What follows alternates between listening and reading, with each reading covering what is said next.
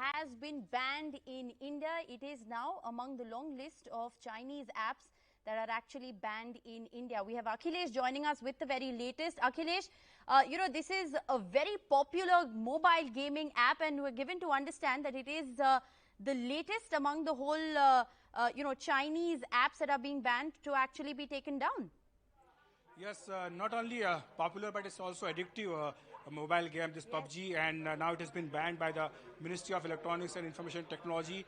The press notification has been just issued, and the notification very clearly says that this is an extension of the earlier move by the same ministry where 59 Chinese mobile apps were banned, and now this is the second step where 118 Chinese apps, including popular and addictive mobile game called Pubg, and all these 118 apps are now banned. And the reason cited in the notification is that they have been transmitting user data to different countries, particularly China, and also it says that the recommendation was made by the Ministry of Home Affairs and other electronic equipment experts who said that by continuation of all these mobile apps, this can actually compromise India's national security. So considering that recommendation, the ministry has decided to ban another 118 mobile Chinese apps, including Pubg. All right, Akhilesh, big story that is coming in. Pubg actually has 33 million active users in India and over 50 million downloads. This is an app that has now been banned. It is the latest of the Chinese apps to be banned. Remember, when the first list of Chinese apps were in fact banned, there was a lot of criticism that came the government's way for not banning Pubg.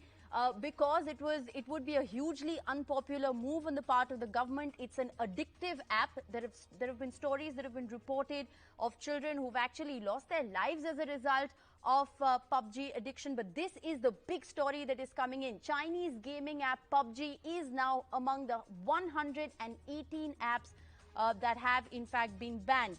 And just prima facie, to give you a sense of just how popular this gaming app is, there are 50 million downloads of Pubg in India and 33 million active users. So that's a sense of just how widespread the proliferation of this app is. If you look at the data that is available, it's not just restricted to urban India or youngsters. There are people across age groups and across the length and breadth of India who are actually addicted to Pubg. There was a lot of conversation around Pubg addiction, and there were even de-addiction clinics that were actually announced regarding this particular gaming app. We have Rubina joining us on the phone line. Rubina, how big a development is this? How significant a development is this Pubg being banned in India?